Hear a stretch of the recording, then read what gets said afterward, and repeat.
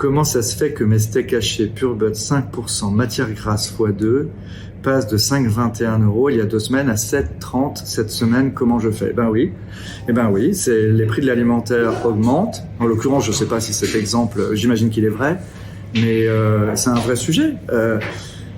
Qu'est-ce qu'on veut? La loi fait aujourd'hui que les agriculteurs qui ont des surcoûts et sur la base d'indicateurs obtiennent des tarifs plus élevés. Voilà, tous ceux qui disaient qu'il faut soutenir l'agriculture française, oui, ça aboutit à ça. Une partie de la hausse de l'alimentation et notamment de la viande vient d'une loi française pour mieux rémunérer les agriculteurs. Est-ce que l'augmentation des prix aujourd'hui, elle est toujours justifiée? L'inflation est mondiale, mais je trouve que dans bien des cas, elle n'est pas justifiée. En tout cas, les taux ne sont pas justifiés. Il y a beaucoup de spéculation, il y a beaucoup d'anticipation. Puis on sent qu'il y a pas mal d'entreprises aussi qui se précipitent pour essayer de tout faire passer et qui cherchent pas du tout à étaler l'effet sur le consommateur. Quand on invoque l'Ukraine, la guerre de l'Ukraine pour justifier l'augmentation du chocolat, du café, c'est vraiment du pipeau. Je trouve que c'est même grossier. Et vous avez vu récemment que l'huile de tournesol a disparu sous prétexte que la récolte n'avait pas eu lieu en Ukraine, alors que si vous allez par exemple sur le site Twitter de Le Sieur, c'est revendiqué que les graines sont françaises. Donc il n'y a aucun effet de la guerre, en tout cas au moment où les prix augmentent, sur le prix de l'huile de tournesol ou sur la pénurie de tournesol. J'ai vu des photos de vos centrales d'achat avec des stocks énormes de moutarde. La grande distribution créerait-elle une pénurie afin d'augmenter de façon pérenne les prix de ces produits? Ça, c'est un fake. Il y a effectivement des photos qui ont circulé de quelques palettes de moutarde. Vous savez, Leclerc, il vend pas quelques palettes de moutarde. S'il y avait eu une spéculation, c'est des dizaines, voire des centaines de palettes qui auraient été stockées. Il n'y a pas de raison qu'il y ait de pénurie, et c'est quelquefois des ruptures qui sont provoquées par des négociations, des fournisseurs qui veulent plus livrer parce que c'est pas assez cher ou assez chèrement payé. Et donc, non, moi j'utiliserai pas le mot pénurie, mais il y a des ruptures dans les magasins, il y a des pénuries organisées, il y a des ruptures qui sont la conséquence de négociations. Vous dites des pénuries organisées, ça veut dire quoi? Je pense qu'il y a pas mal il y a une financiarisation du marché des matières premières. Et il y a pas mal d'intervenants sur ces marchés qui sont pas des industriels, qui n'achètent pas simplement parce qu'ils ont besoin de produits pour les transformer. Ce sont aussi des gens qui placent de l'argent, parce que placer dans la finance à long terme, ça rapporte pas assez. Alors ils font des coûts, ils achètent des stocks, ils retiennent des stocks, et après, quand tous les journalistes, tous les médias ont dit qu'il y a pénurie, nous, on se précipite un peu comme des cons pour aller les acheter même au prix fort. Moi, ce que je regrette, c'est qu'on sent pas un discours industriel ni un discours politique, quel que soit le parti, qui soit anti-inflation. Les décideurs publics parlent beaucoup de compenser les effets de l'inflation, mais ne nous arment pas contre ce fléau. Et ça, c'est pas normal. Après, il faut voir qu'en France, il y a aussi beaucoup de gens que ça arrange l'inflation. L'inflation, quand vous êtes coté en bourse, ça accroît votre chiffre d'affaires artificiellement et ça fait monter la cote de votre société. L'inflation, dans la mesure où les charges sont souvent calculées au prorata de votre chiffre d'affaires, ça donne l'impression que vous maîtrisez mieux le coût. Il y aurait beaucoup de managers qui disent « Tiens, j'ai maîtrisé mes coûts fixes ». L'inflation, ça arrange les banques. C'est plus de masse aussi à assurer pour les assureurs. Et puis quelque part, l'inflation, c'est plus d'impôts qui rentrent. La TVA, la taxe sur la valeur ajoutée, plus les prix augmentent, plus la TVA augmente. Donc il y a une sorte d'alliance objective. Je suis pas complotiste.